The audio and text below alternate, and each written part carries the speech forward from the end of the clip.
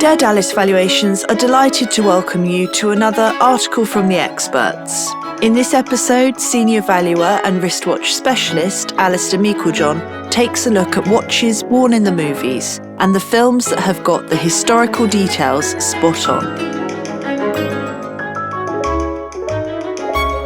30 years ago, we wouldn't be having this conversation. The art of filmmaking in the early 1990s meant that storytelling ranked far higher above the constant worry that filmmakers these days have that a prop might have been out of place, or even worse, out of period. My first experience of this was very early on in life. Clearly, I was destined to be picky. It was after watching the fantastic film Backbeat, about Liverpool's finest export during the early Hamburg days. Now, whilst the script may have embellished a few historical truths, what was clearly incorrect was some of the equipment used by the Beatles during that film.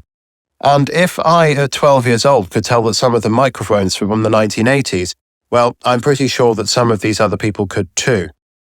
But these were those halcyon days before the internet, where once ignorance was bliss, now there would be threads appearing and probable apologies by the directors. So, in 2023, details count more than ever. And in recent years, there has been a concerted effort to make sure that nobody can pick up on the little things that the average moviegoer would never actually pick up on. But somebody would notice, probably on the internet. In the recent Oppenheimer film, we saw what can only be described as a visual love affair between Christopher Nolan and Hamilton watches.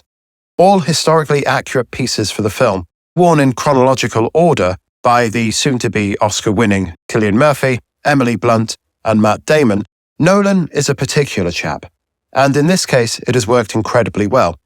At the point of writing this, he has been rumoured to be talking with the Broccoli family, and I for one would love to see what he does with the Bond watch, especially after the last 20 years of pretty much the same Omega Seamaster.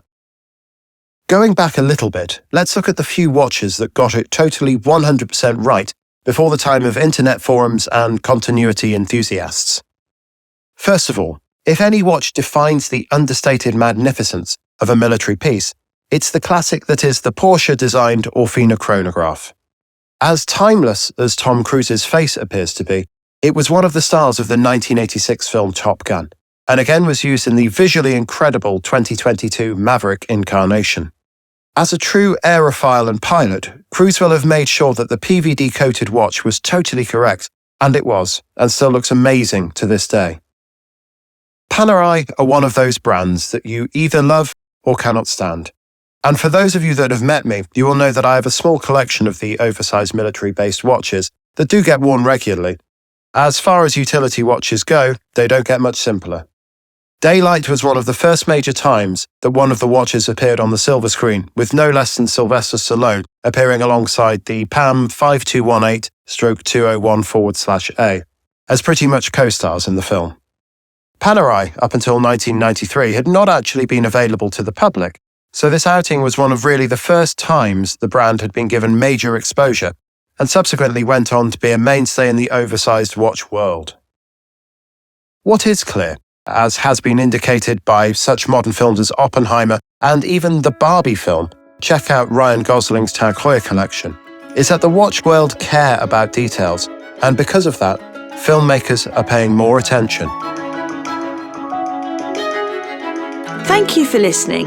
You can read this article and many more at darevaluations.co.uk. Search for Dare Dallas to find us on Instagram and LinkedIn, where our team will keep you updated on market trends and our valuation service. For more details on our valuation service, please call us on 01883 722 736 or email inquiries@darevaluations.co.uk.